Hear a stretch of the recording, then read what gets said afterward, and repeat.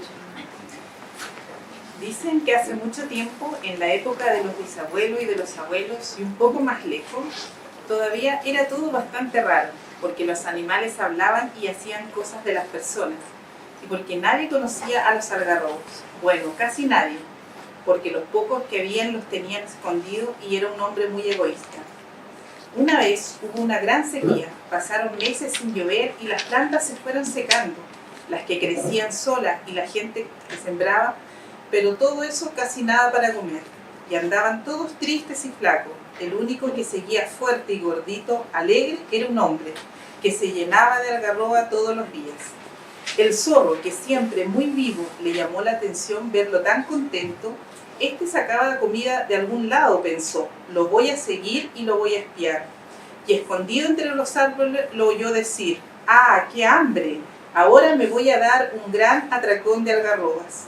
Eso es lo que come, pensó el zorro, y lo siguió más de cerca todavía, correteando entre los troncos y agachándose cada vez que el otro se daba vuelta. Así fue como al fin llegaron hasta un arroyo, donde había un monte con unos árboles que él nunca había visto. Eran algarrobos, y el suelo estaba lleno de vainas. El zorro recogió una, la olfateó y le pasó la lengua, un poco desconfiado. Después la mordió, rompió la cáscara dura y probó lo de adentro, la pulpa de las semillas. Le sintió el sabor dulzón y la comió toda, levantó otra y también se la comió. Y después otra más, y tanto le gustaron que se distrajo y entonces el hombre lo vio. ¿Qué estás haciendo acá?, le dijo. Ándate, dame una bolsa de estas vainas para la gente, que no tiene comida, le contestó el zorro. No señor, gritó el otro, son mías y nada más, que los otros no bromen. Aunque se deja comer a mí, dijo el zorro, a pesar de tener la panza llena. Una sola vaina y te vas. Bueno, una, te dejo, y me juras que no le vas a contar a nadie que están estos árboles acá. Está bien, le juró, no digo nada. Pero el zorro no tragó las semillas, lo hizo fue guardarlas enteras en un costado de la boca. ¿Qué tienes ahí?, preguntó el hombre cuando le vio el cachete abultado. Nada, ando con dolor de muela y por eso se me hinchó la encía, dijo el zorro, haciéndosele inocente. Me voy. Corriendo volvió a su casa, hizo un pocito y escupió las semillas, las tapó, lo regó y empezó a tocar un tamborcito mágico que tenía. Pin, pin, pin, tocaba, dale que dale sin parar. Y por la magia del tambor, un día brotó una hojita, un pastito que siguió creciendo y creciendo. Y al otro día era una planta más alta que el zorro, y al día siguiente era un árbol, y al cuarto día era un buen algarrobo lleno de vainas. Entonces el zorro las juntó y las desparramó por todo el campo, y de cada semilla creció un árbol igual. Desde entonces todos tuvieron algarrobas para comer gracias al zorro. Gracias, Gil. Hola, estamos muy felices con esta convocatoria. Bienvenidos a todas y a todos a esta videocharla, Inmersión en los bosques y las prácticas atacameñas.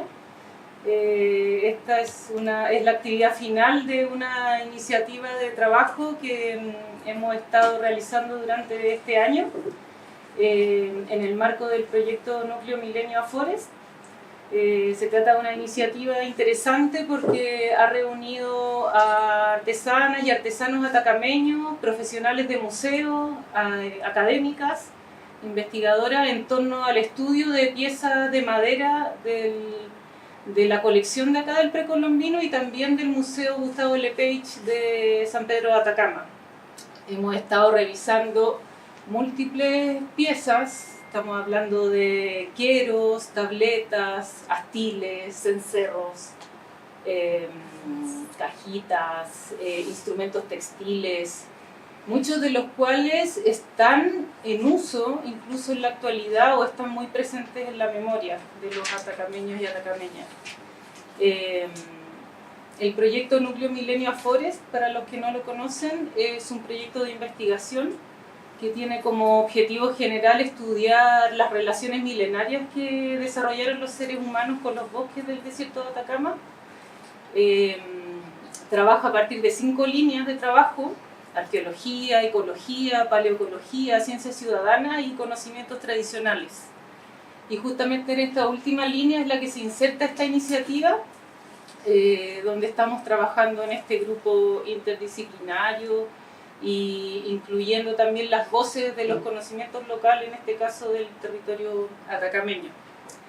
Así que como para contarles un poco de lo que hicimos, ahora no, en mayo estuvimos en San Pedro, tenemos un videíto de 2 minutos que resume un poco el proceso en el laboratorio, donde Jimena nos acompañó. Vamos a ver el videito y luego voy a presentarles al equipo y a los invitados que están aquí con nosotros. Parece que acá hay 2 sillas, ¿o no? A veces 2 sillas, porque hay gente. También, aquí hay una silla igual. Y acá hay otra. Hay 2 sillas acá adelante, si quieren. Es un videito bien rústico que se armó para el taller y decidimos mostrarlo también en esta instancia porque resume igualmente la actividad.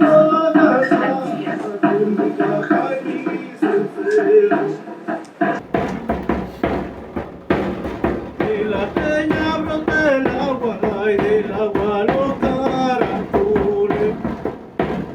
De la peña brota el agua y del agua los caracoles.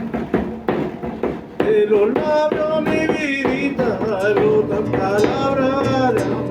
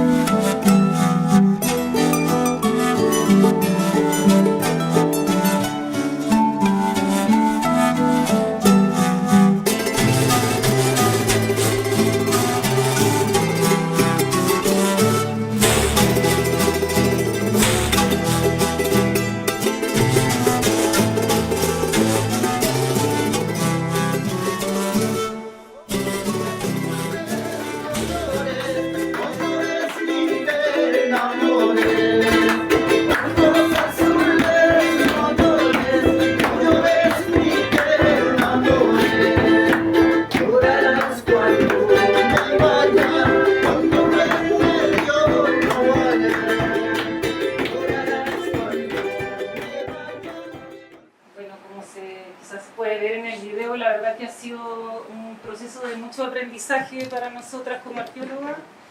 Hemos aprendido sobre las distintas maderas que hay en el territorio, las distintas técnicas por las cuales se trabajan, las propiedades que tienen, también los contextos de uso, los significados, y la verdad que ha sido muy estimulante cómo estas piezas aparentemente inertes y antiguas se activan con las memorias, con los recuerdos. Y es justamente ese diálogo de saberes el que buscamos como producir y aportar como en una también como mayor democracia en el acceso a la colección, a las colecciones en general. Y por eso que están acá nuestros invitados hoy día y también el equipo del proyecto Afores, y ahora los voy a presentar. En primer lugar está Jimena Cruz con nosotros. La verdad es que sin ella creo que nada de esto hubiera sido posible. Jimena es comunera atacameña, vive en Sequitor, además es profesional del área de colecciones del Instituto de Investigaciones Arqueológicas y Museo Gustavo Lepage, San Pedro de Atacama. Y también estudiante de doctorado en antropología, entonces viene a ser como justamente esta bisagra y a posibilitar que nos reunamos, ¿cierto? Todos nosotros. Bueno, está Juan Cruz también, artesano en la madera, comunero, vive en Sequitor igual, experto en hacer réplicas arqueológicas de tabletas, un trabajo muy fino que lo aprendió de su padre. La señora Luisa Terán, comunera atacameña de Caspana, artesana también, conocedora del arte rupestre, que le inspira para hacer su trabajo artesanal. Don Quintín Condori, de comunero de Río Grande, alfarero, músico, también conocedor artesano de la madera. Rafael Armella, oriundo de Talabre, vive en San Pedro, comunero también artesano, agricultor, ganadero, músico. y Dioner Armella, que lamentablemente no pudo cruzar la cordillera por el mal tiempo. Lo esperábamos aquí, él es atacameño de San Antonio de los Pobres, Argentina. Quisimos también hacer esa extensión hacia el territorio atacameño argentino, porque obviamente los territorios de los pueblos originarios no conocen fronteras de países. Así que hemos también aprendido mucho del pueblo atacameño argentino, que es bastante como desconocido quizás en la realidad chilena. Y bueno, también nos acompaña Virginia Macrosky, que es arqueóloga, directora del proyecto Afores, académica de la Universidad Católica. Javiera Kulczewski, investigadora Afores, arqueóloga también. Varinia Varela, de aquí del museo, arqueóloga, etnógrafa, conocedora también del pueblo atacameño. Cristian Vargas, historiador del arte, curador y también trabajador acá del museo, coordinando el proyecto Catálogo Razonado. Y bueno, quien les habla, que también estoy en el proyecto Afores y también soy parte del proyecto Afores, o sea, del museo y proyecto Afores. Entonces, bueno, como vamos a dar inicio a la conversación, la idea es que vamos a ir preguntando y contrapreguntando. Cada uno tiene su especialidad, así que vamos a ir conversando con cada uno. Quizás podemos disponer un poco las sillas para mirar es un territorio geográfico amplio, heterogéneo, como dije, sobrepasa el límite, ¿cierto?, de países. Y junto con este espacio de salar, que es probablemente el que más conocemos, está también una inmensa puna, quebradas y ecosistemas muy diversos que también forman parte del territorio. Entonces, para hacer esta introducción, quizás queríamos partir con usted, señora Luisa, bueno, si quiere hacer algún saludo también, obviamente, y preguntarle como lo inicial, como cuáles son los árboles que nos encontramos en el territorio atacameño y qué importancia tienen estos árboles. Buenas tardes, mi nombre es Luisa Terán, que yo soy de pueblo de Caspana. Pero igual los árboles, voy a hablar así como más rápido, los árboles que tenemos así como nativos, que en el sector del lado de San Pedro de Atacama, que es la Atacama la Grande, pero atacameño, igual están ahí el algarrobo, el chañar y otros tipos, o sea, igual de árboles son como árboles frutales, pero también a la vez son medicinales. El pimiento también que está allá. Pero en ese sector de allá, como yo vivo en el sector del Alto Loa, también tenemos nosotros nuestros árboles en el sector que vivimos nosotros. Igual tenemos como, no mucho así como algarrobo, pero también se encuentra el algarrobo, el chañar en ese sector. Y también el pimiento que se da mucho más allá. Pero en el sector donde vivo yo vivo en una parte donde es como, no sé, un valle. Pero yo tengo distintos tipos de árboles, como árboles para frutales, como alimentación para los animales. Tenemos la pera, el damasco, membrillo, de todo. En ese sector que vivo yo.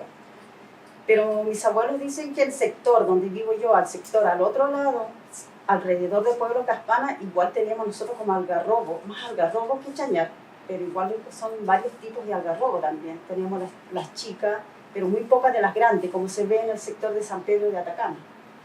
¿Ya? Pero igual alrededor también tenemos cactus.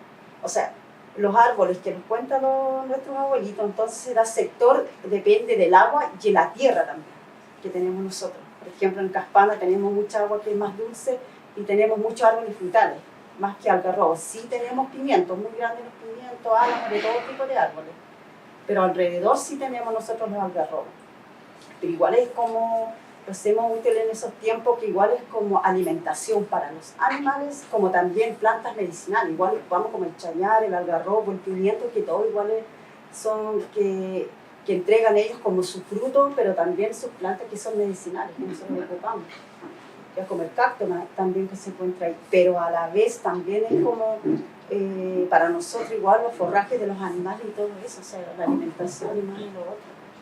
Y por eso le digo que yo como vivo en el sector, yo no vivo mucho para el sector de Atacama la Grande, pero también vivo por Alto Loa, o sea, diferente.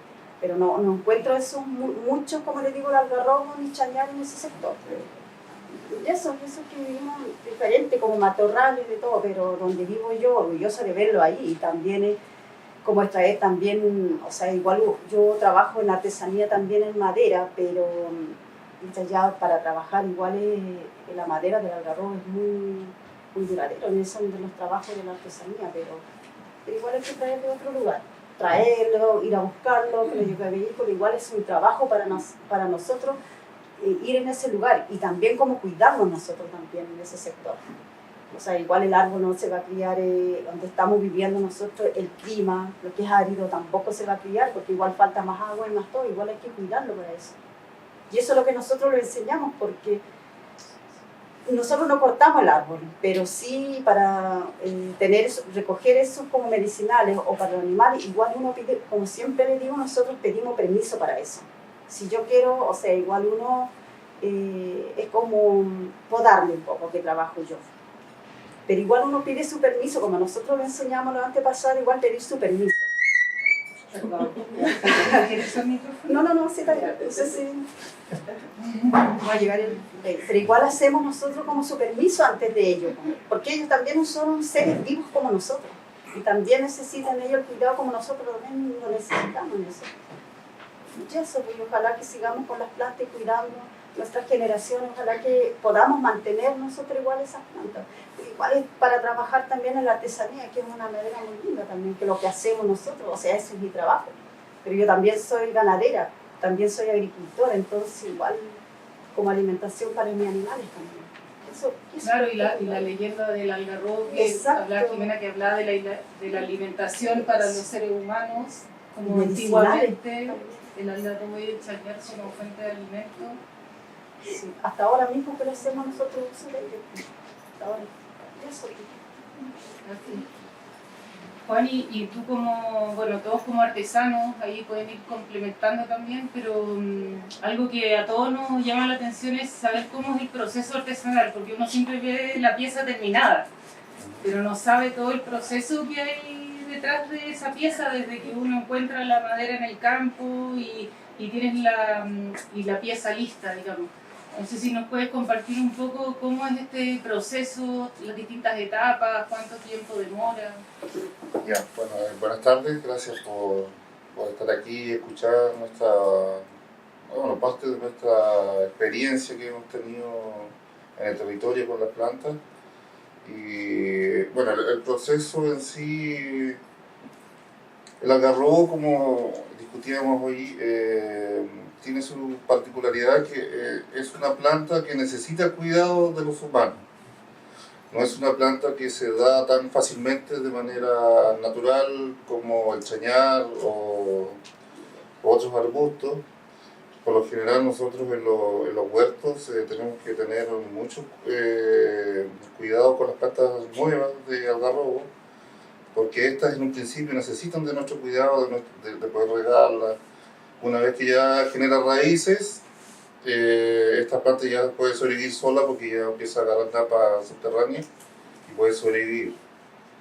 Entonces, para nosotros el algarrobo es muy preciado, bueno, principalmente porque fue uno de los principales alimentos que tuvimos. Nosotros alcanzamos a comer parte del fruto que da, que nos servía para harina. La chicha, que es importante, la loja, es un brebaje que se ocupa en todos los ritos que tenemos, debe estar la loja. Entonces es un fruto muy preciado, y igual que el chañar también es medicinal. El arrope de chañar nosotros lo usamos para el resfriado y ese tipo de cosas. Entonces, cada planta tiene en sí su característica, y para la artesanía es lo mismo. El chañar nos sirve, o sea, se utiliza para una cosa y el algarrobo para otra cosa, así como el pimiento también. Entonces, en el caso del algarrobo, como es un árbol que demora mucho tiempo en llegar a su adultez, nosotros lo que hacemos es rescatar estos troncos que ya están muertos o pedazos de árboles que han sido podados o porque se han caído, o por ejemplo en mi caso se cayó por un rayo, partió el árbol, entonces ese tronco se puede utilizar. Entonces, el proceso que tenemos para trabajar, en mi caso, que yo trabajo en revolución de tabletas, tenemos que Primero, primero siempre lo que hacemos en cualquier actividad que hacemos es dar agradecimiento y pedir permiso a la tierra de lo que vamos a obtener, porque es gracias a ella que tenemos el alimento y en este caso para mí la artesanía no es directamente un alimento, pero me genera recursos para poder obtener ese alimento. Entonces seccionamos los troncos y eso tenemos que dejarlo secando por lo menos un año. Y cada de esos pedazos de tronco, a medida que va perdiendo humedad, esto se agrieta. Entonces tenemos que eliminar esos pedazos que se agrietan y buscar los pedazos suficientes para poder generar la pieza que queramos. Entonces cada sección también del tronco de un algarrobo, por ejemplo, necesita o sirve para alguna artesanía en especial. No necesariamente todo el árbol sirve para trabajarla, porque en general el algarrobo tiene muchos ojos y la veta es un poco irregular, y algunas de esas partes irregulares son quebradizas. Entonces, y son más duras también, hay partes más blandas. Entonces, y para el chañar es un árbol más flexible. Entonces lo utilizamos para hacer sobre todo mangos de herramientas. Entonces, para asadones, martillos, las palas, todo eso se hace con los mangos, se utilizaron y se utilizan todavía chañar. Y el pimiento por lo general se ha utilizado también algunas veces para herramientas, pero por lo general, como es un árbol que crece muy rápido y crece muy alto, se utiliza para vigas y también para leña, porque si uno poda, crece rápido y se puede ir regenerando rápidamente. Y en cuanto a la artesanía, nosotros, yo hago reproducciones. Esta es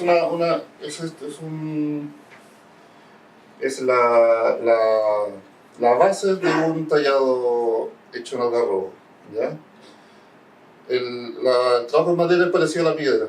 O sea, uno tiene que imaginarse el objeto, empieza a sacarlo de la madera, y entonces uno, dependiendo de la figura que haga, también la veta del algarrobo le da cierta característica que ninguna es igual a otra. Entonces, por este mismo juego que tiene las vetas dentro del algarrobo. Entonces, al trabajar la madera después, la madera del algarrobo tiene esta particularidad que es muy dura. Entonces, al poder después pulirla, adquiere ese brillo. Y este no tiene nada, o sea, esto es solamente el producto de la madera, de la manipulación, y esta madera se va oscureciendo con el tiempo. De hecho, muchas de las cosas que hemos encontrado así arqueológicamente no tienen este color, ya están mucho más oscuras, que van adquiriendo a medida de que también con el contacto con la grasa, los aceites, y eso lo va oscureciendo, el mismo sol que la va quemando. Entonces, es relevante nosotros, es muy, ¿cómo se llama? Gratificante poder después de tanto tiempo, de un año, esperar para tener madera lista para poder trabajar y tener el objeto. Yo creo que es por eso que apreciamos tanto este árbol y cuidamos también tanto. Sí, impresionante como que es un proceso muy largo. Sí. Eso me llama mucho la atención, Sí. que no es así llegar y ir a tallar. Exacto. Sino que requiere Es como criar un animal. O sea, cuando nosotros criamos a la llamita, lo vemos desde que nace, sabemos que se va a tener que sacrificar en algún momento, pero nosotros tenemos un cariño por él, en especial. Pero sabemos que nosotros somos parte de ese proceso. O sea, nosotros vivimos, morimos. Uh-huh. Y es parte de la vida también el morir. Entonces, y nosotros lo tomamos así, o sea, y por eso mismo también le tenemos ese respeto. O sea, no es llegar y tomar un objeto y desecharlo. Para nosotros lo desechable es un término muy de ahora. Pero nosotros el árbol siempre, todos los árboles, las plantas, todo lo ocupábamos en algo. Entonces yo creo que, espero que eso se prolongue lo más posible en el tiempo, aunque igual es difícil, porque nosotros mismos estamos insertos en el consumismo y ese tipo de cosas, pero bueno, es un pensamiento que tengo al respecto y espero que siga así como estamos. Bueno, otra madera, otro árbol que apareció harto en la conversa, don Quintín, fue el cardón. Y también usted como músico quizás nos puede contar cuál es la importancia de la madera en la música, en los instrumentos musicales. Ya. Buenas tardes a todos. Bueno, mi nombre es Quintín Condori Cruz. Bueno, yo vengo de la comuna de San Pedro, pero sí, yo vivo en un pueblito chico, donde no más de 100 personas vivimos ahí. De allá vengo yo y bueno, estoy acá porque soy artesano. Trabajo la greda, trabajo el cacto, o cardón, el nombre verdadero, que ahora lo han cambiado a cacto, el nombre. Ya uno como que se acostumbró, pero el nombre verdadero es cardón. Ya trabajo, bueno, y trabajo también cosas musicales, también soy un poco aficionado a la música.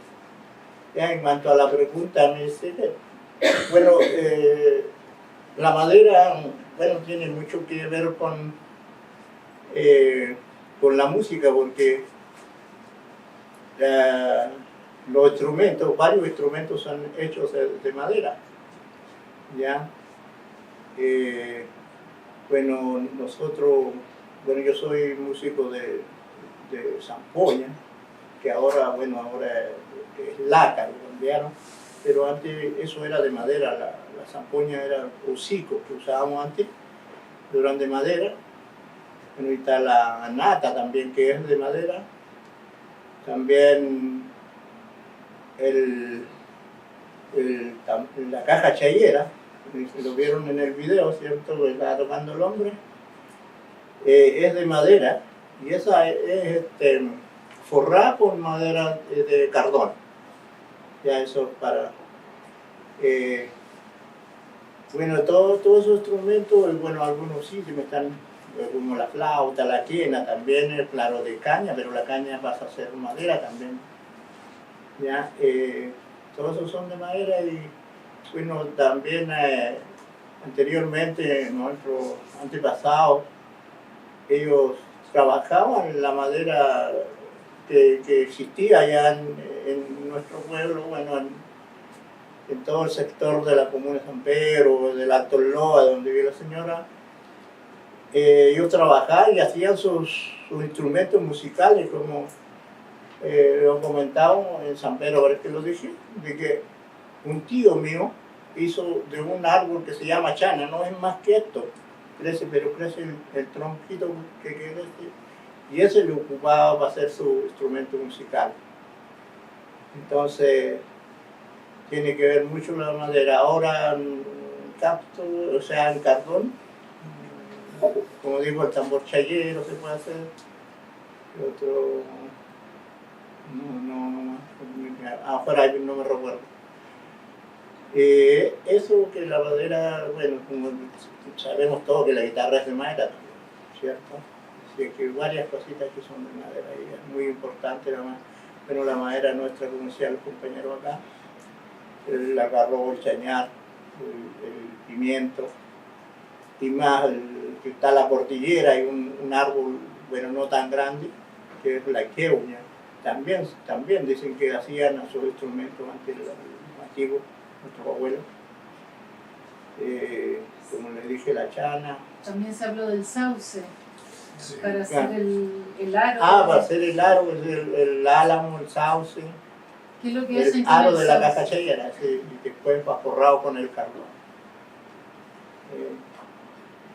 Eso les voy a Y eso como que muestra que cada madera también creo que es distinta, porque no toda puedes o sea, el sauce me llamó la atención que es blando y que te permite hacer ese aro, no puedes Claro, hacer que eso. tiene un tremendo proceso, sí, porque hay que cortar, hacer la tabla y recién calentarlo con agua hervida y recién doblarlo. Es un proceso grande, parece.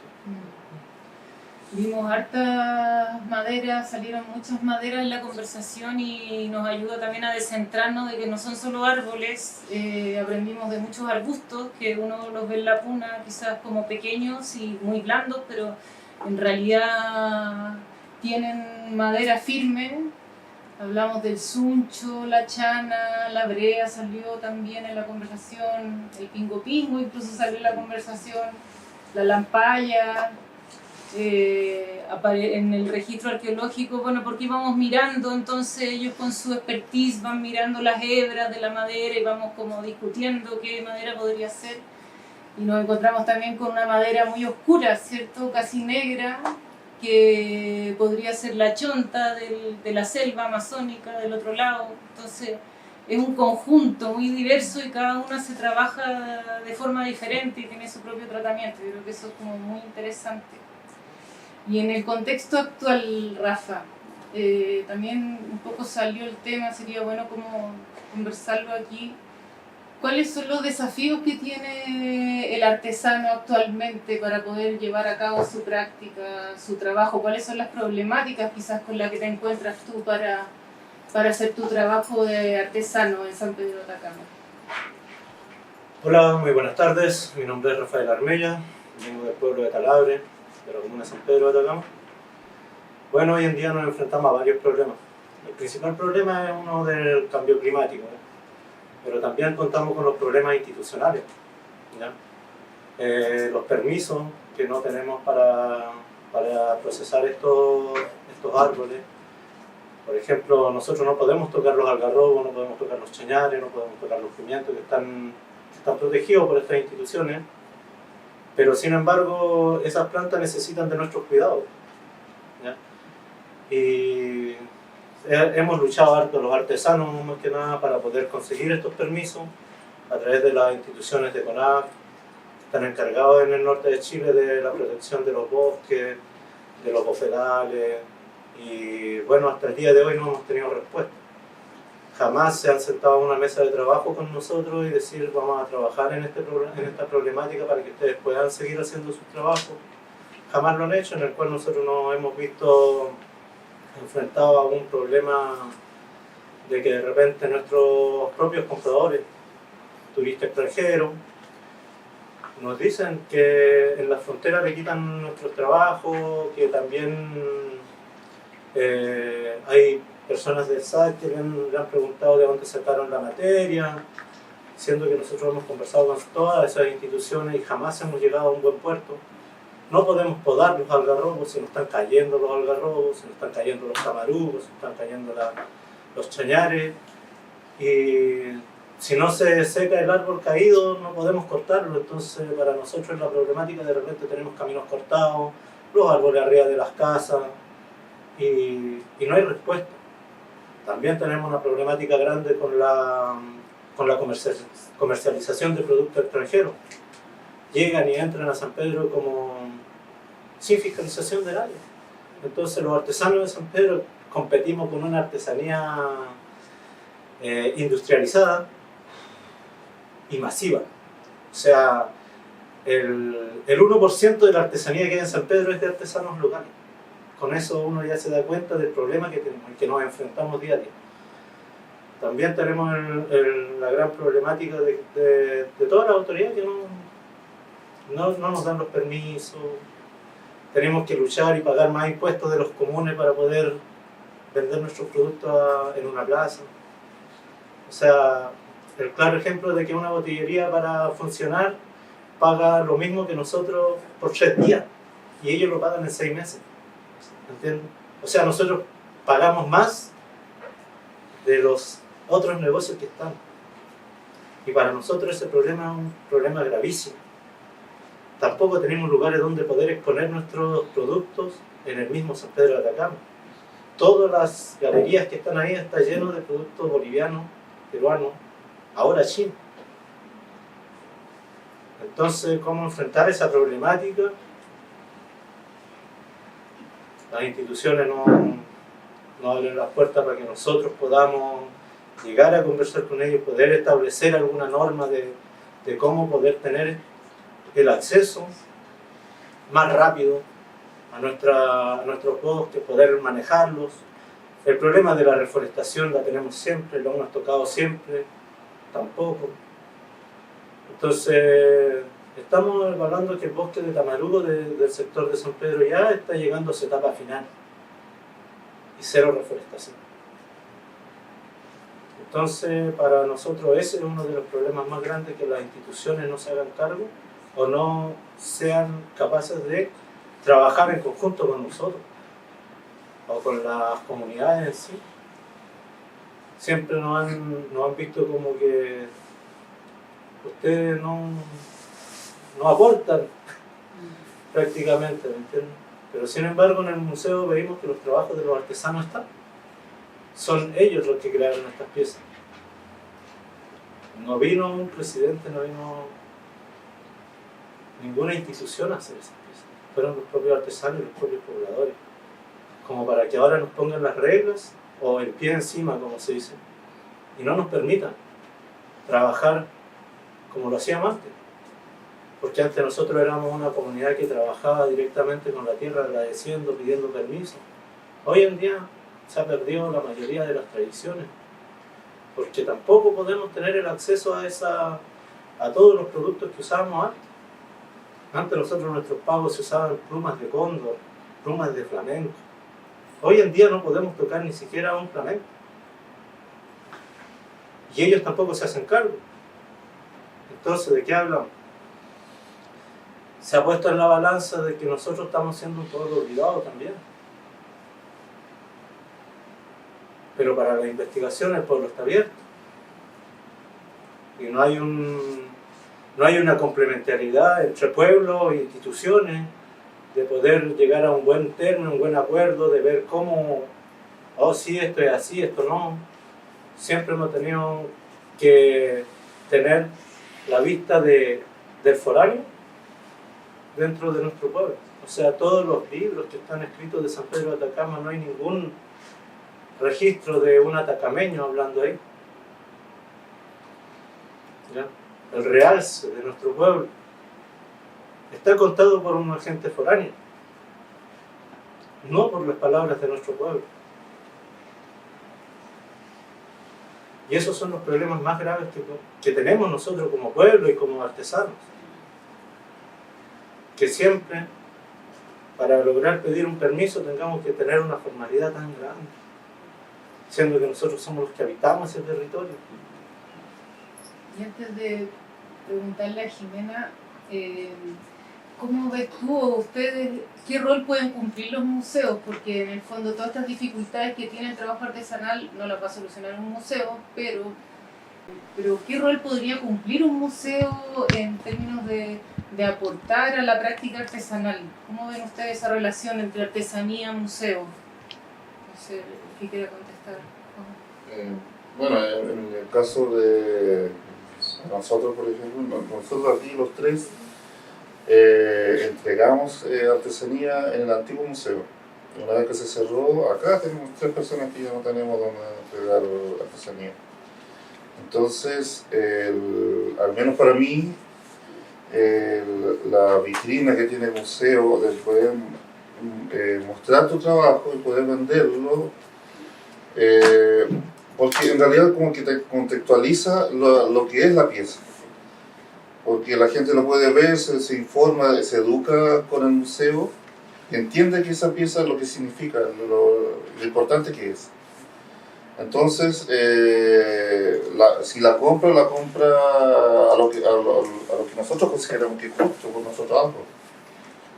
No así, por ejemplo, si lo pones al lado de un aguayo que lo fabricaron en un telar industrializado, no podemos competir contra eso.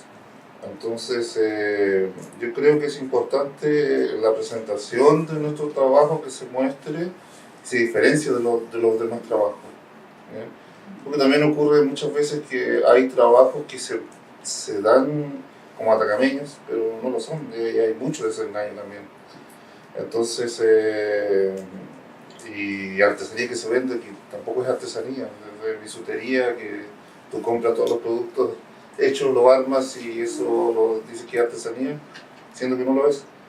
Entonces, para mí yo creo que el museo tiene esa doble relación, o sea, yo creo que lo más importante primero es educar, y no solo ¿cómo se llama al público en general, sino que también el compromiso con nuestras propias comunidades, porque nosotros en un principio, yo tengo tengo mayor cercanía con el museo porque he podido trabajar con él, pero la gran mayoría de la gente del pueblo no lo tiene y ve más como con desconfianza que te está robando algo el museo, ¿me entiendes? Entonces yo creo que sí, debiera cumplir un rol mucho más importante del que ha estado y que ahora no está, pero debiese ser mucho más relevante, participar mucho más con la comunidad.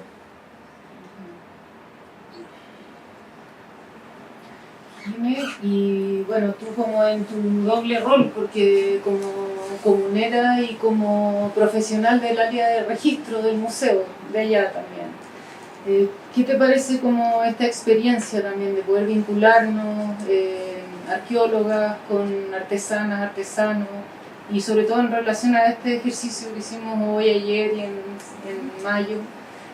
Cuéntanos un poco para ti cómo ha sido esta experiencia. Bueno, a los que llegaron quizás más tarde, soy Jimena Cruz Mamani, soy de San Pedro de Atacama. Bueno, yo creo que este tipo de experiencias son muy escasas. Es muy raro que la arqueología, la antropología trabaje en base al valor del conocimiento tradicional. Cuando yo decidí dedicarme a la investigación, para mí fueron varios procesos fuertes. Primero porque a uno, y que lo hemos hablado durante las charlas, a mí me enseñaron que toda la arqueología era parte de los ancestros. Yo nunca lo conocí como arqueología, sino como los gentilares, los gentiles, los abuelos, y que eso no se hurgaba, no se tocaba, no se miraba.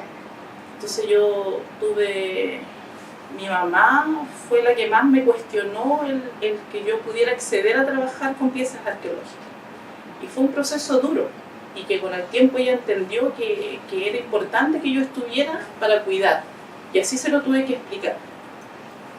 Por otro lado, mi papá siempre había trabajado con arqueólogos, antropólogos, entonces de él yo recogí como esta parte más académica, por así decir. Y yo crecí con esos dos conocimientos. Mi papá relatándome de los incas y guanacos, que quizás yo no entendía, pero él relataba lo que quizás él escuchaba de los arqueólogos. Y mi mamá, que nunca había estado relacionada con nada, mi papá a las vacaciones era ir a ver los artes rupestres, y a veces era hasta como latero, porque siempre era ir a los artes rupestres con un saco, recogiendo la basura. Mi papá era muy consciente de eso en esa época, donde no había turismo, entonces mi papá era muy consciente de eso. Y mi papá nos decía, esta llamita es más bien inca, porque él seguramente aprendía de los arqueólogos. Y mi mamá, como pastora, como, no, esta no es una llama, un guanaco, porque el guanaco es así. Entonces, yo cuando decidí dedicarme a la investigación, yo dije, eso es lo que yo voy a hacer. Voy a trabajar desde la teoría y la metodología que yo aprendí en mi territorio, porque yo trabajo con mi territorio, y todo lo que yo aprendí en la universidad no aplicaba en lo que yo trabajaba. Sigue siendo un tema cuestionable, porque yo creo que la academia en Chile es muy sesgada. La academia en Chile es muy racista y muy elitista. Y eso es un tema complejo. A mí me ha costado mucho. Entonces, cuando se trabaja en este nivel, el artesano es como el que no tiene nada que hacer. Y ahí está el conocimiento. Yo siempre digo, para mí mis grandes doctores han sido mis papás. yo cuando los escucho, no solamente a los que trabajan en madera, yo tengo la experiencia de trabajar con artesanos textileros, tienen un conocimiento enorme porque hay un diálogo constante con las materias primas. El reconocer las vetas en la madera, los ojos, no, este ojo no es del algarrobo, este ojo es del chañar, porque hay una cercanía tan grande con la materia prima que ya, como dicen, pasan a ser sus hijos. Y a todo artesano le cuesta muchas veces desprenderse de sus piezas porque las considera algo propio, ¿no? Y por eso también creo que todas las piezas que están en el museo, más que objetos, son sujetos, porque en un momento también fueron preciadas para algunas personas, ¿no? Y creo que en los Andes, y si hablamos de los instrumentos musicales, sobre todo siempre los tallamos. Entonces ya mi caja no es un objeto, es un sujeto, es mi compañera la que va conmigo a los carnavales. Entonces, que este tipo de trabajo, este tipo de diálogos que sean en simetría y no en jerarquía, es importante cuando uno hace investigación. Siempre dicen, no, hoy Jimena tienes que recibir bien el experto en pastoralismo, bien el experto en arquitectura, y cuando yo digo, deben ser pastores, porque si son expertos en pastoralismo, ¿entiendes? Entonces, y claro, y después te ve, y yo digo, ¿y cuánto? No, o sea, ha hecho su pastoralismo desde la oficina, ¿no? Y eso creo que ha sido también algo importante, el poder trabajar y dialogar, y lo más importante es la voluntad y el acceso a las colecciones, porque también creo que los museos por mucho tiempo han abierto las colecciones solo para la academia y no para los artesanos, o cuando viene, dele 2 piecitas nomás para que se vaya. Esa es la forma y el trato, ¿no? Y viene, dependiendo del currículum, si es doctorado o tiene altas publicaciones, no, habla de toda la colección, muestre todo. Y creo que ese tipo de cosas son las que al menos yo soy bien crítica en el tema del trabajo. Y creo que haber hecho este sistema del trabajo que tomó Afores, que también lo felicito, porque creo que hay algo que a mí me impresionó mucho, que don Quintín decía, hoy es la primera vez que yo puedo acceder a esto. Soy una persona que es de allá. Y esas son cosas que a uno le resuenan. ¿Por qué está sucediendo esto? ¿Qué nos está pasando como museo? Que no estamos dialogando ni trabajando con la comunidad. Entonces, ese tipo de cosas son las que yo creo que son fundamentales cuando uno hace este tipo de trabajo. Y yo siempre digo, para mí, el artesano, el pastor y todos son investigadores de vida y nunca terminan de trabajar, de educarse.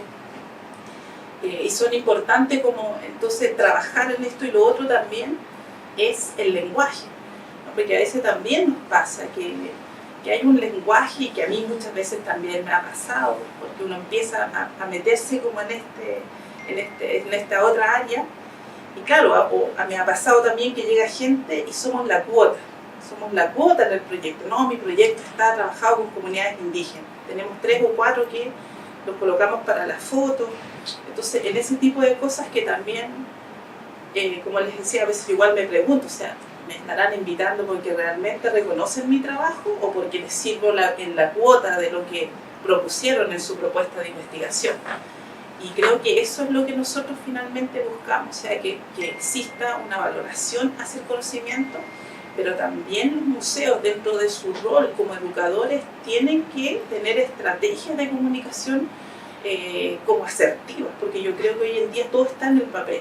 Y no hay una real participación, una apertura para que las personas puedan acceder, o sea, escuchar a Rafael en un momento decir, sabe que yo había venido todas estas veces y que me piden la carta, que mande objetivos, y dice, yo no sé qué se tratará de esas cosas, o sea, porque claro, no le puedes pedir a una persona lo mismo que le pides a un investigador, y eso habla de que no entiendes. Que no, quizás abrir la palabra investigación para otro tipo de investigaciones, que no tiene que ver con esa formalidad necesariamente. Entonces, son como ese tipo de cosas que todavía cuesta mucho como en los museos. Y creo que, como dicen los chiquillos, nosotros antes de trabajar cualquier cosa siempre está el respeto, porque nosotros crecimos con eso. Y nosotros siempre lo vamos a hacer. Entonces eso también a veces mal mirado, es como, ay, de nuevo están ahí haciendo su show, es como, todo se folcloriza.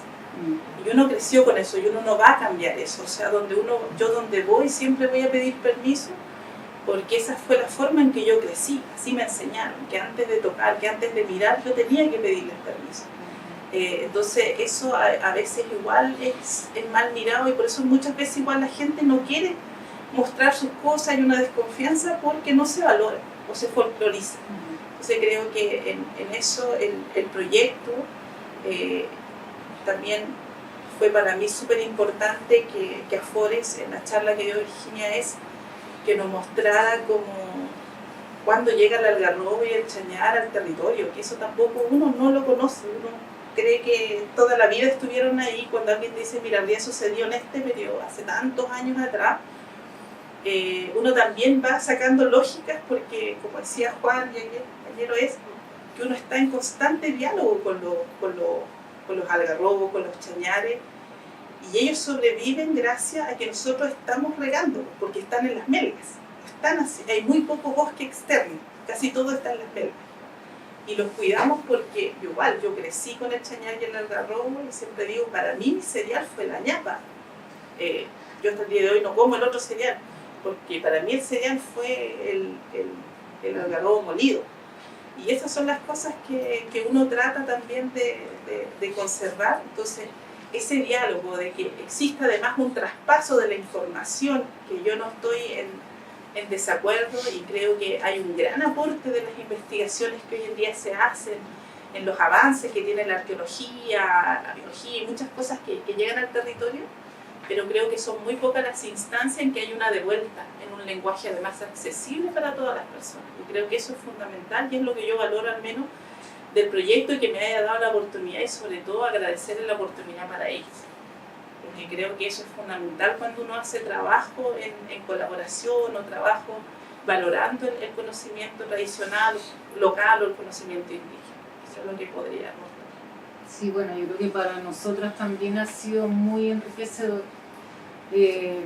Uno otorga ciertos valores a las piezas, las conoce, tenemos metodologías de trabajo, pero hemos aprendido muchísimo en estos 6 meses, 4 meses, entre la estadía allá, la estadía acá. También hablaba la Jimé hicimos una charla abierta en San Pedro, que fue súper interesante, fue mucha gente también. No hubo tiempo mucho para dialogar con los públicos, así que hoy día vamos a abrir palabras, porque es importante también que se produzca esta interacción. Y antes igual quería preguntarle quizás a don Quintín, señora Luisa, como si hay algo que quieran como rescatar también de esta experiencia, de esta posibilidad que tuvimos reunidos estudiando estas piezas, si quieren compartir algo que les pasó, que sintieron, que pensaron o que rescatan de la experiencia que tuvimos. No, para mí fue genial. Hay muchas piezas que vimos ayer donde nosotros pudimos avalar que son exactamente las piezas que nosotros alcanzamos a conocer. Muchos de nosotros decían, mi abuela tenía esto, esto usaba así, esto se usa acá. Y eso pudimos avalar que estamos seguros. Claro, hay piezas que están son mucho más antiguas, digamos. Ahí ya como que, no sabemos, pero las piezas que han ocupado nuestros abuelos, y esas están, lo vimos ayer, esas podemos evaluar de qué eran, y podemos decir, esto mi abuela lo usaba para esto. Y ahí vimos la guinaza, vimos otras. Entonces ahí podemos hablar casi seguro, digamos, de lo que esas piezas, para qué se usaban y todo. Pero más anteriormente, ahí claro que ahí no podemos asegurar. Igual que yo trabajo atendiendo turistas, y nosotros atendimos una parte que tenemos petrolíferos. Es lo mismo ahí. Lo mismo, hay petrolíferos que hicieron nuestros abuelos. Entonces nosotros cuando le explicamos a la gente, le decimos, eso hizo mi abuelo, más o menos tal año. Claro, no sabemos desde él, pero eso lo hizo. Sí, pues lo sabemos. Ya más allá ya no sabemos quién lo hizo, pero qué año tiene. Pero podemos lo que hicieron nuestros abuelos o las piezas que ocuparon nuestros abuelos, eso estamos claros nosotros, porque nosotros lo vimos. Eso. Bueno, para mí igual dar gracias a la oportunidad que le dan a nosotros, porque siempre nosotros, como dice Jimena, igual trabajar solamente con los artesanos, igual hay muchos sabios dentro del pueblo que saben muchas cosas igual. Pero y esa oportunidad que nos da a nosotros, por lo menos yo lo agradezco eso, porque igual son las piezas que uno, claro, los ve como mis abuelitos lo hacían, las herramientas, porque yo tenía a mi abuelito que hacía todo tipo de herramientas para textilería y para hacer todos los trabajos también lo que él hacía. Pero a veces, como siempre he dicho, yo le he dicho a usted que uno no lo valora eso que tenemos nosotros de ellos. O sea, ahora sí que antiguamente no lo tomábamos mucho en cuenta nosotros, tanto como las costumbres y tradiciones, lo que tenemos en el pueblo y también todo lo que tenía en el museo, ¿no? Nosotros mismos como jóvenes no valorábamos eso. Pero ahora por lo menos yo me doy cuenta que sí son importantes, o sea, igual acá con los compañeros y aprender de ellos mismos su experiencia que vivimos nosotros. O sea, todos tenemos esa sabiduría, como todos nosotros vivimos allá en Caspana, igual los abuelitos, las mamás y todo, y a veces quizás ellos como por respeto que tenemos nosotros no los comunicamos con los que llegaron de afuera ya. Somos nosotros en un lugar, bueno, y ellos también nosotros decían, no tienes que ir porque tienes que respetar, y eso no se hace. Entonces nosotros por eso mismo a veces quizás no teníamos mucha información y lo que nos decían ellos, pero el respeto. Pero y ahora yo igual pues lo agradezco a todos, igual en las piezas de conocerlo, entonces, pucha, mi papá lo que le decía sí los tenía, pues, y eran esos usos, sí lo hacían esos usos. Y ese para mí fue importante de haber venido para acá, ya vine 2 veces, pero tener esas piezas que están ahí con los años que tienen, y es muy impresionante para mí de ver eso, y ahora yo siempre lo he dicho igual con usted, voy a llegar y voy a ver dónde están las piezas, le voy a, no sé, pues son tan importantes que tienen un valor. Y eso es bonito para mí, pues, y aprender también más y aprender de ellos también. Quizás ellos saben muchas cosas y ellos no van a poder viajar, los abuelitos, hablando de 70, 80, 90 años que tenemos, que los conversa y bueno, igual escucharlo a ellos, porque es una enseñanza que te dan a uno y uno igual aprende muchas cosas de ellos, porque mío lo más principal es el arte rupestre. Entonces igual es como lo mismo investigar sobre de ellos, su significado, por qué. Como yo le decía, igual es la escritura de todo que está relacionado con eso, como dice el caballero. Tanto las herramientas que están dibujadas y tanto las otras textilerías, están ahí en las piedras su mensaje, pero igual los falta aquí significaban totalmente, uno sabe lo que ellos nos dicen. Pero es un aprendizaje, yo sigo aprendiendo día a día, sigo aprendiendo. Y voy a seguir aprendiendo. Igual agradezco a todos ustedes por la invitación. Bueno, debo decir que como la mayoría de las piezas con las que trabajamos son prehispánicas, o sea, antes de la invasión española. Acérquense. ¿No se escucha atrás? ¿Se escucha? ¿No? Acérquense.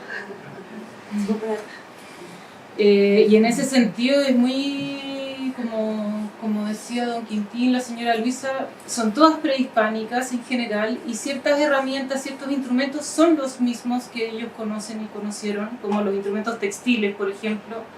Es increíble que después de 500 años, 1000 años, las tecnologías son las mismas.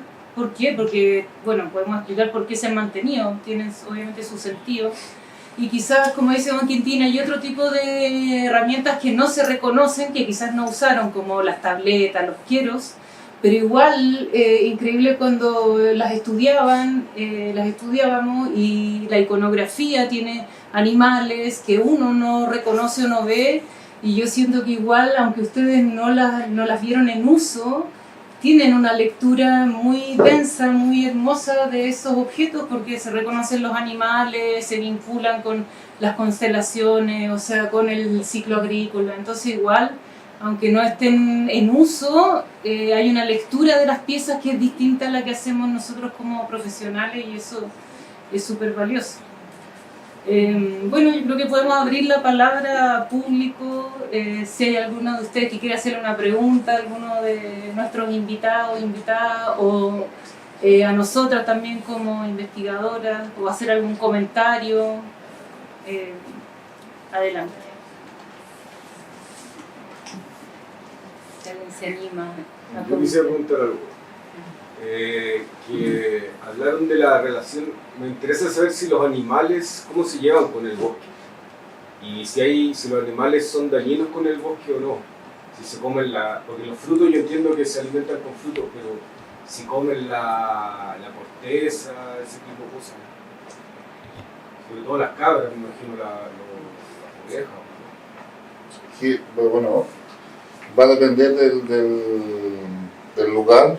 Yo puedo hablar de San Pedro y Rafa puede hablar de Tambillo. En San Pedro, por lo general, dentro de lo que es el oasis, las cabras se alimentan más de alfalfa que cultivada. Entonces, lo único que comen brotes serían las cabras, pero rara vez comen los brotes, por ejemplo, del chañar, que sería lo más pequeño. Si hay una plantita de algarrobo, por ejemplo, chica, se la puede comer. O sea, no solamente la cabra, sino que las ovejas o la misma llama se la puede comer, porque es un brote pequeño.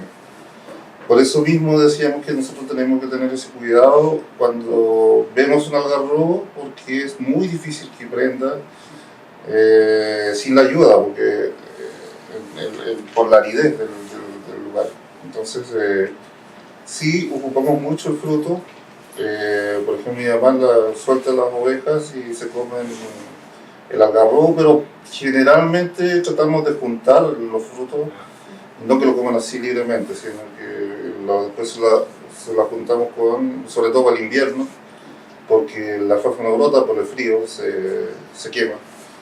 Entonces, en ese momento es cuando ocupamos el algarrobo, el chañar y otros forrajes que son, y la misma alfalfa que se cultiva durante el año, que se deja para esa fecha seca. Claro, eso no lo hace. Bueno, en el bosque de Tambillo nosotros no tenemos una problemática con los animales, todo lo contrario. El bosque es un sector donde ha acunado flora silvestre, ¿ya? Fauna silvestre, tenemos variedades de especies en el bosque, han llegado aves migratorias, cada año llegan aves nuevas. Este año se encontraron 2 garzas negras que jamás en la vida se habían visto en Tambillo. También hay aves migratorias que se han llegado a quedar en ese lugar y ya permanecen todo el año. Entonces el bosque también ha sido un refugio para algunas aves migratorias y también para los mismos animales que nosotros criamos, las llamas, las cabras, las ovejas. Y tenemos también algunas reforestaciones naturales ahí, que es producto de los mismos animales, porque como le explicaba anteriormente, nosotros no contamos con un permiso de reforestación en ese sector y hemos luchado harto para eso. Y bueno, siempre nos están tratando de controlar la ganadería, nos están diciendo que hay que reducir y nosotros le pedimos que hay que reforestar. Entonces no llegamos a un diálogo con las instituciones. La pregunta tuya fue de los animales. No tenemos problema con los animales, han llegado, se han quedado, pero no ha faltado la alimentación. Siempre nosotros igual el tamarugo lo vamos racionando, hay sectores que están cercados para poder en épocas difíciles echar los animales ahí, también se junta la semilla para el tiempo de invierno, para forrajear nuestros animales. ¿Y la institución cree que les dice que reduzcan los ganados porque Claro. rompen el bosque? Nos dicen que de repente comen los brotes, pero nosotros lo hemos observado y se comen el primer brote, que son las primeras ramas que salen abajo, que esas van a tener un futuro después.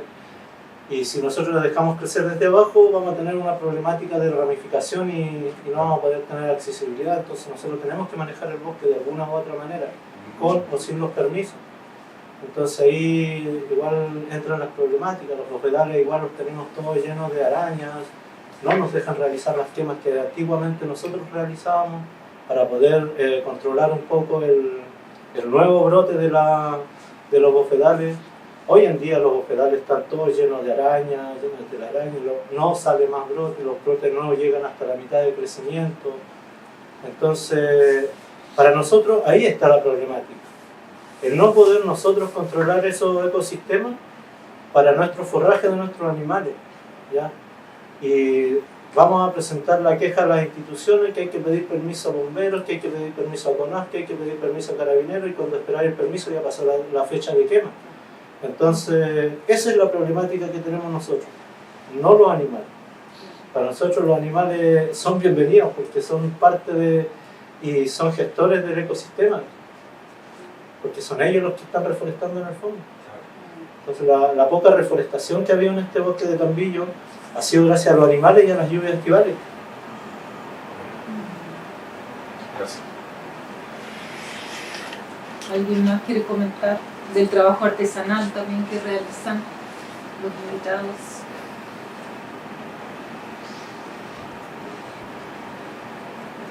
¿Amigo?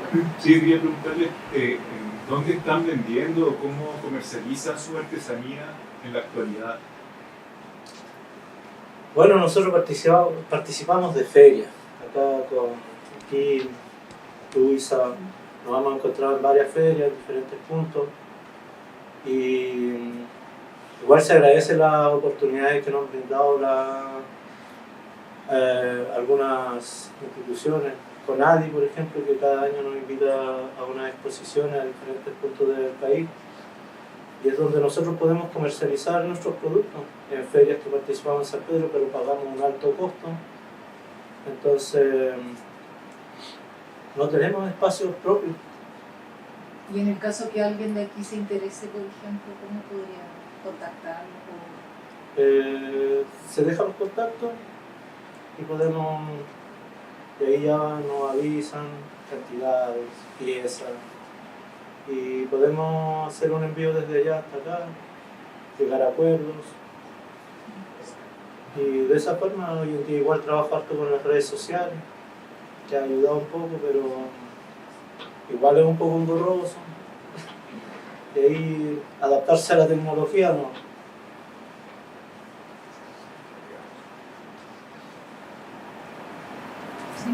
Hola, muchas gracias por esta instancia.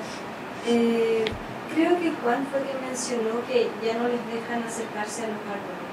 Entonces me estaba preguntando las materias primas para hacer sus artesanías, ¿de dónde las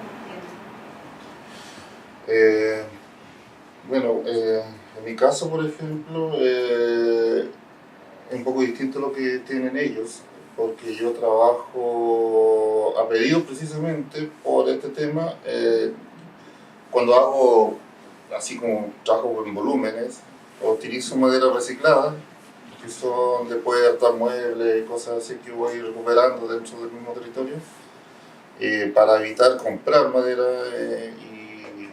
porque bueno, eso también elevaría los costos y envío de aquí, por ejemplo, para San Pedro es muy caro. Entonces, en ese caso ocupo ese tipo de madera. Cuando son piezas específicas donde se requiere que sea, por ejemplo, de algarrobo, yo tengo una cantidad de árboles que se han caído, por ejemplo. Tenemos unos pedazos de que se cayó un árbol, pegó un rayo, y otro se pudrió la base, entonces se cayeron. Y en esos casos, por ejemplo, bueno, yo tengo un trabajo anterior que hicimos para poder solicitar estos permisos. Y en esa oportunidad, luego de mucho gestionar, se nos autorizó a como 4 personas que estábamos dentro de ese proyecto a poder trabajar con esa madera. Pero es un permiso que en realidad yo creo que no tiene mucho valor, lo tenemos como constancia, en realidad es una constancia más que un permiso por sí. Entonces, claro, yo ahí trabajo con esa madera para hacer ya productos muy específicos, que por ejemplo si es una pieza arqueológica que requiere que sea de ese material, porque también el proceso de trabajo es mucho más lento que otras maderas, porque una madera, por ejemplo, trabajar raulí y trabajar algarrobo no es el mismo tiempo que demoras, no pierde la misma cantidad de material, también se pierde mucho material cortando el tronco, y no toda la madera te sirve para ciertos objetos. Entonces, por ejemplo, para una vasija ocupas más material que para hacer una tableta. Entonces una vasija es mucho más complicada porque se te puede abrir si la humedad y ¿cómo se llama? La veta no está lo suficientemente, no son buenas para ese objeto. Entonces, por lo general trabajo eso. Y por ejemplo, el chañar lo ocupo más que nada, como decía, como para herramientas, o sea, hacer mangos de hachas y cosas así. Y últimamente, bueno, he tenido la posibilidad también, por ejemplo, el Consejo de Pueblo de San Pedro de Atacama, ellos me enviaron a hacer un bastón de mando. Entonces, ahí yo utilicé dos maderas. Entonces ahí utilicé el chañar como base del bastón y una empuñadura que es del garbo. Entonces, como para ese tipo de cosas, de rituales, que tienen cierto carácter importante, porque el Consejo de Pueblo tiene un carácter importante dentro del territorio. Entonces, bueno, para mí fue una satisfacción poder entregar ese trabajo también, porque me abre ese segundo bastón de mando que hago ya. Entonces, te da también a entender de que eres conocido, de que la gente te valora tu trabajo. Y lo mejor de todo es que es tu propia gente que te está valorando.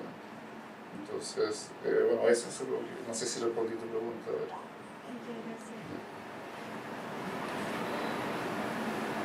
¿Sí? Que mencionaron al inicio que participó también una persona en la capilla del lado argentina.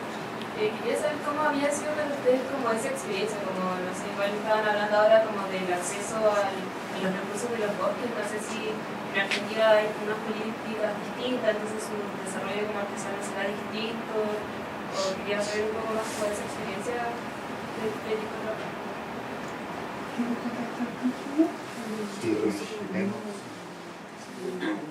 Y bueno, lo que nos comentaba Dioner, que fue este compañero de Argentina, que ya no existe como un sistema como CONAF que tenemos nosotros acá, pero sí igual hay igual hay instituciones que prohíben el acceso, o sea, o la tala, por así decir, porque lo llaman tala, de arbusto o flora nativa. Entonces, igual ellos, por ejemplo, el cardón y todo eso, que por mucho tiempo se decía que la mejor madera se obtenía cuando se cortaba verde, lo que se hace es que se solicita que se pueda recolectar una vez que el cardón cayó, o sea, que el cactus esté ya muerto, por así que haya dado ya su vida. Allá es mucho más difícil porque en el área de Argentina es plena puna. O sea, no existe valle ni quebrada, sino que todo es puna, y en la puna es muy difícil que los árboles crezcan alto y que exista árbol además. Entonces ellos tienen como en la zona que es Dioner, que es el San Antonio de los Pobres al interior, tienen un sector que se llama Corralito, y Corralito es como una quebradita, o sea, que tiene un río ahí, yo he visto alfalfa, y ahí es como el lugar donde se da el churqui, que para nosotros todo era como tamarugo, y también esto nos ha servido como para entender de que no todo lo que nosotros llamamos tamarugo era tamarugo. Entonces el churqui es la madera que ellos tenían como para poder trabajar. Y eso también habla de un desconocimiento, porque si uno va a la puna, en la misma puna chilena y en la misma puna argentina, todas las puertas son hechas de cardón, las vigas son de cardón, porque no había más madera. Entonces uno se pregunta, si en ese tiempo no hubo problema, no hubo deforestación, porque la gente era consciente que no se podía acabar los bosques de lo que sea, no va a suceder ahora que la gente está utilizando otros tipos de madera. Pero sí, igual para ellos es igual un tema complicado. O sea, no es que, por ejemplo, la queña, si quieren ocuparla, tendrían que sacar como los troncos, entonces sería como casi la planta.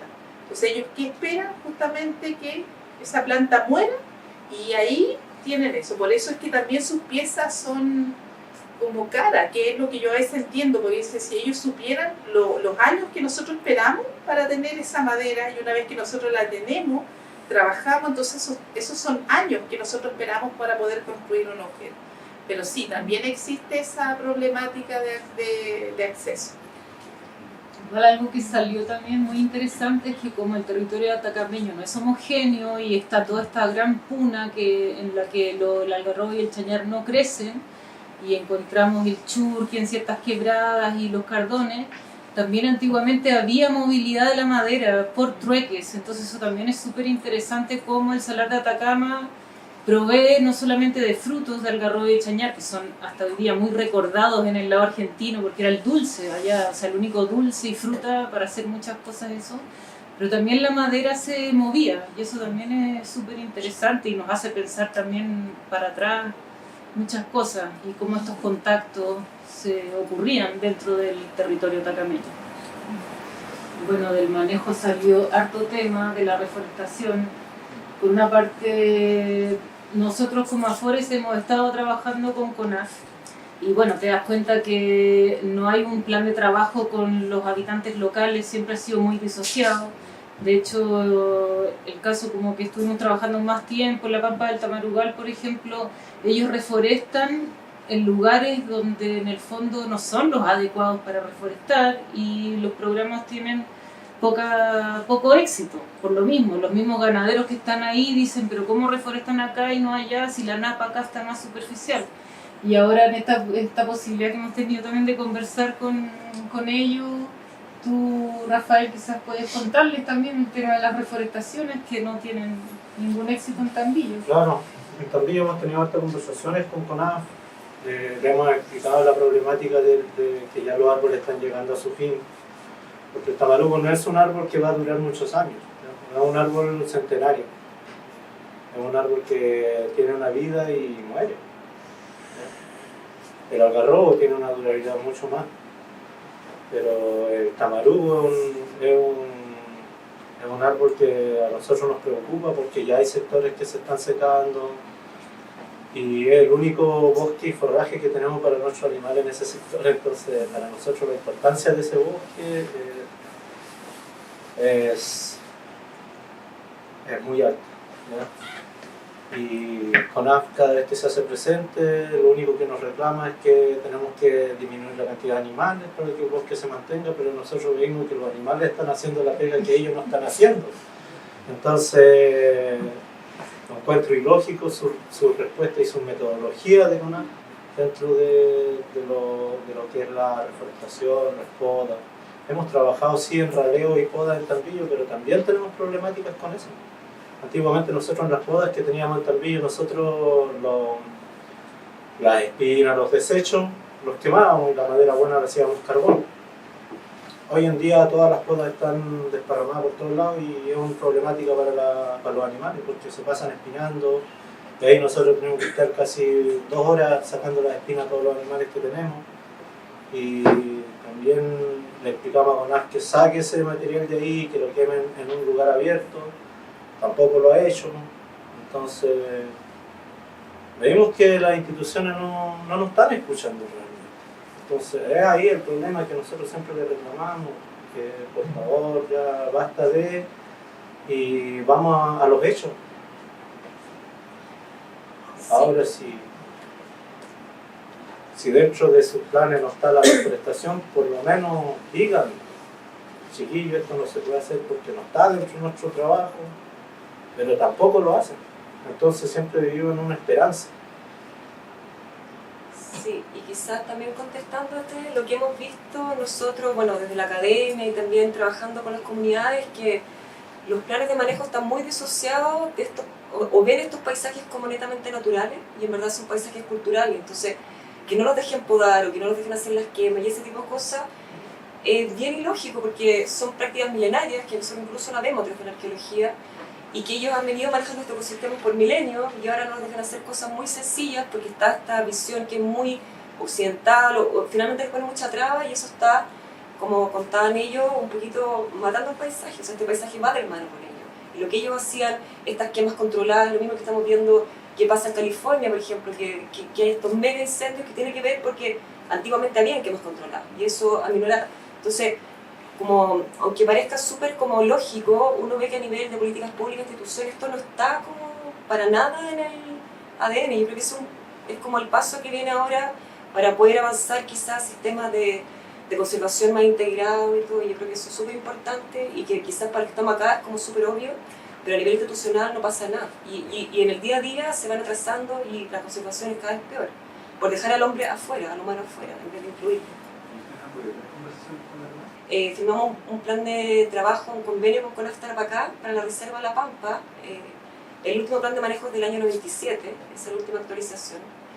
Entonces estamos trabajando con el equipo Afores con CONAF Tarapacá y también hemos estado en conversaciones con CONAF Antofagasta y también recopilando todos estos relatos para tratar de insumar y ojalá también que ellos te presenten la mesa. O sea, nosotros podemos ser como un puente, pero ellos son los que tienen la voz. Así que ojalá que ahora con la nueva CERNAFOR y el SPA, todas estas voces entren y que sea este diálogo de saber, que es lo mismo que también pasa un poquito poniendo el paralelo de los bosques y los museos. También en los museos, como que todas estas voces han estado muy excluidas, que finalmente como nutren todo el registro, una cosa que es bien impresionante, que también llama la atención, que es súper obvio, pero que tampoco está institucionalizado.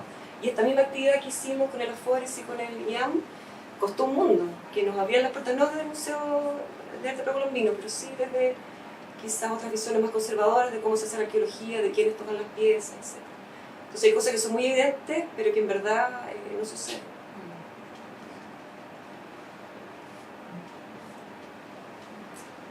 ¿Alguien más quisiera hacer un comentario, una pregunta? Mencionaron que además de las dificultades institucionales, el cambio climático está siendo un problema. ¿Cómo lo han visto que se manifiesta el problema del cambio climático en los territorios de trabajo? Las lluvias han bajado incalculablemente. Ahora agradecemos la nevazón que se pegó arriba. Algo hermoso que pasó allá, porque para nosotros la lluvia y las nevadas son los que nos mantienen los ríos de la puna, ¿no? Y de ahí para abajo todo el ecosistema. Entonces se ha visto harto el tema de las lluvias afectadas y dentro de esa lluvia igual últimamente en San Pedro el cielo pasa rayado, parece pizarra, ¿ya? Una cantidad de aviones pasando por todos lados, de repente amanece y está con triple X arriba, ¿ya? Y uno se pregunta, dice, y escuchaba los relatos de los abuelos cuando decían, mira, ya pasaron esos aviones, hoy no va a llover, ¿ya? En esos tiempos uno no pensaba. Y hoy lo vemos y cada vez que se levantan las nubes y pasan los aviones, en la tarde desaparecen las nubes, ¿sí? Entonces ahí un día le pregunté a CONAF qué tipo de químicos tiraban estos aviones y nos mandaron de una, anda directo al tema de aviación. Fuerza Aérea. Ya, pero primero investiga cuántos aviones pasan, a qué hora, cuáles son, y todas estas preguntas, cuáles son los fines de cada avión, para qué están pasando. Chuta. Una vez más tenemos que hacer la investigación nosotros, siendo que ellos están haciendo el daño. Entonces nosotros presentándole una queja, ellos ya deberían tomar una precaución y decir, oye, algo está pasando, pero no lo hacen. Hasta el día de hoy nosotros seguimos viendo eso y la única vez que pararon los aviones, lluvia en el verano, ¿entiendes? Y ahora en el invierno lo mismo, siempre estaban pasando, dejaron de pasar, me va a cumplir. Entonces uno se da cuenta y es lógico que estos aviones algo pasa arriba, ¿entiendes? ¿Qué tipo de químicos están emanando? No tengo idea. ¿Serán los mismos que emanan los autos? No lo sé. Porque igual nos dijeron que hay permisos para fumigaciones de cultivo. ¿ya?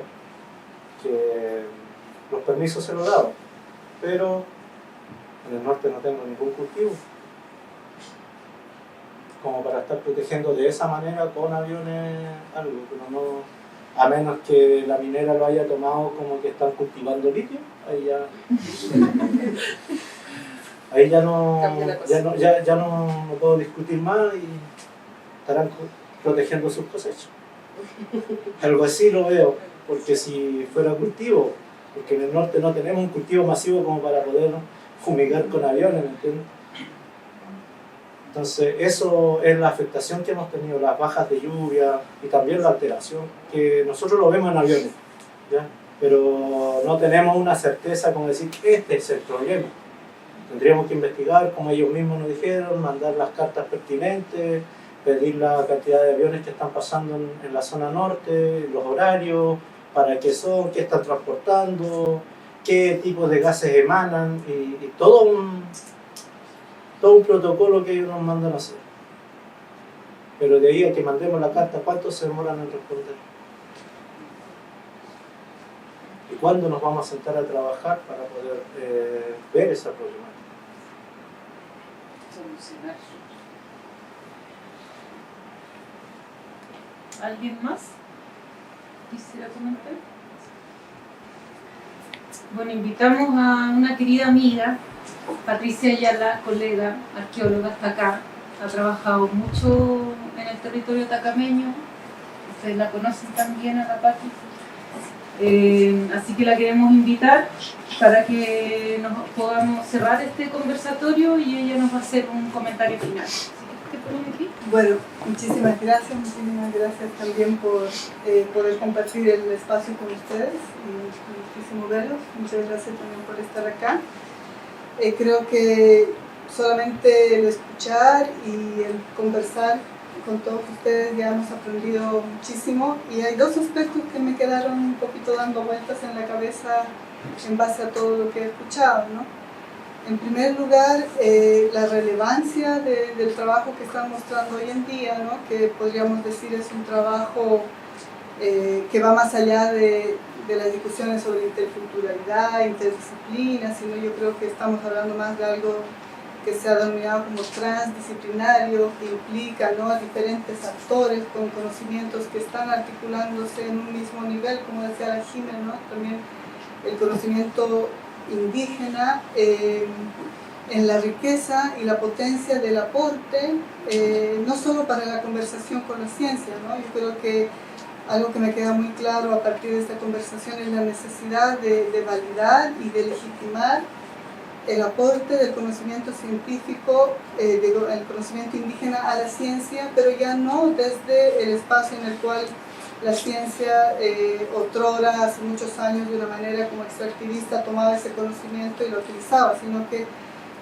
el conocimiento indígena en el fondo ocupe su lugar, ¿no? Ocupa un lugar en igualdad de condiciones con el conocimiento científico, y que veamos cómo este conocimiento atacameño puede incidir en diferentes aspectos de la vida en general, porque a veces también se vincula mucho el aporte del conocimiento indígena, sobre todo con el ámbito patrimonial, identitario, pero yo creo que por lo que he escuchado acá, por lo que conozco hace tiempo, ¿no?, en el territorio, el conocimiento atacameño puede aportar en distintos ámbitos de la vida en general. Por ejemplo, ¿por qué no pensamos, en base a lo que estamos hablando, cómo el conocimiento atacameño del habitar ese espacio, ¿no?, el conocimiento de los bosques puede ayudar a pensar en posibilidades futuras para combatir lo que es el cambio climático, cómo podemos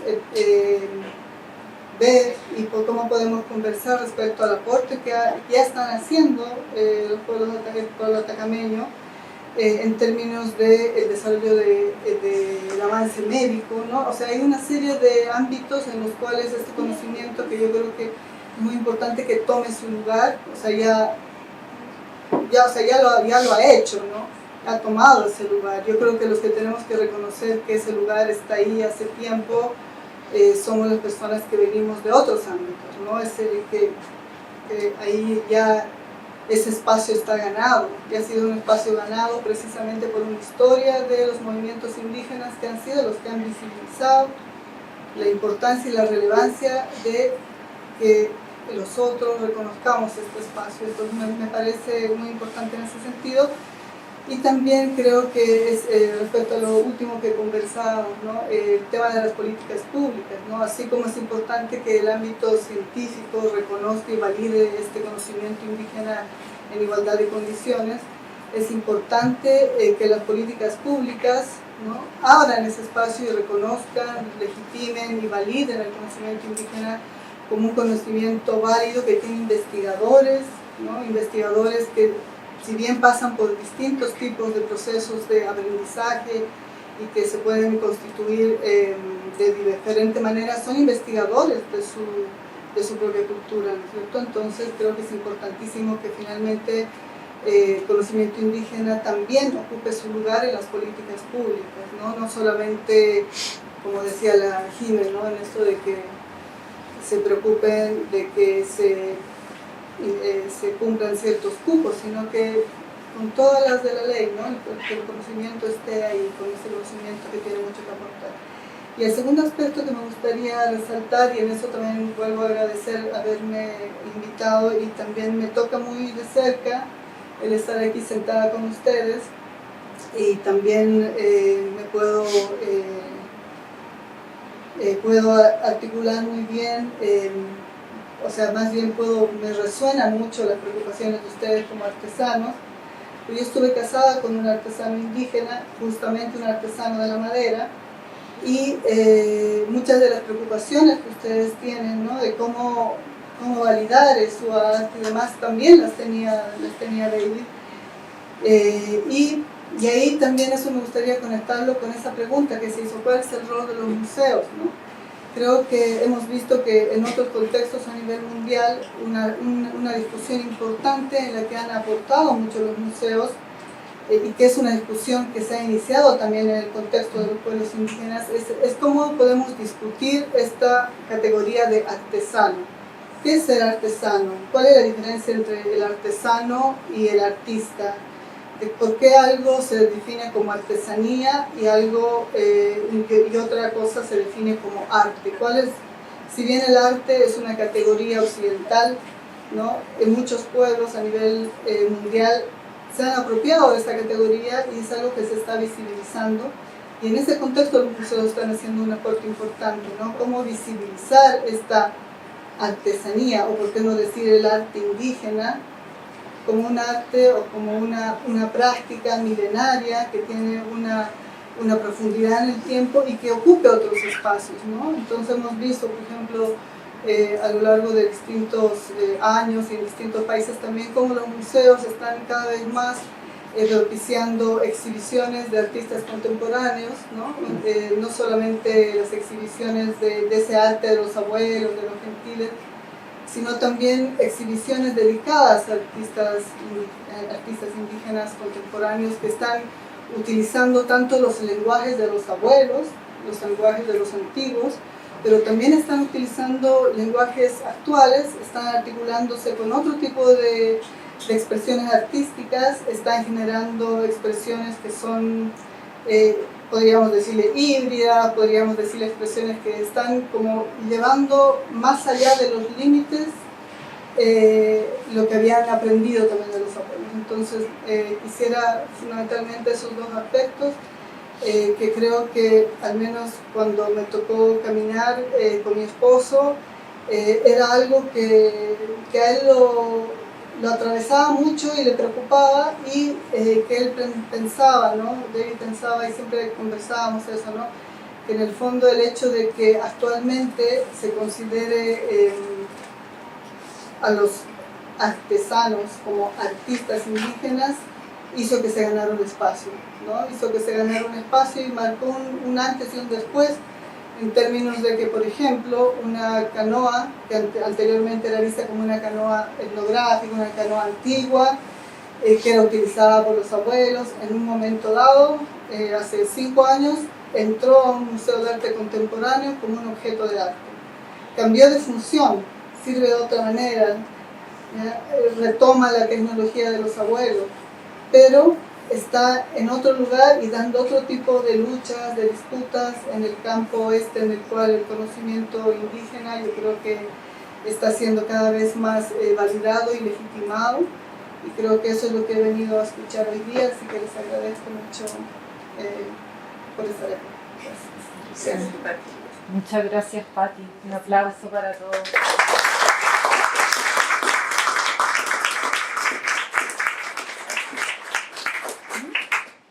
Y atrás, bueno, no sé si alcancé para todos, pero hay una calcomanía, no sé si algunos ya tomaron, pero hay algunos merchandising. Vamos a poner más. Para Bueno, que se puedan muchas llevar. gracias por venir, estamos muy felices. Nos veremos en una próxima bibliocharla.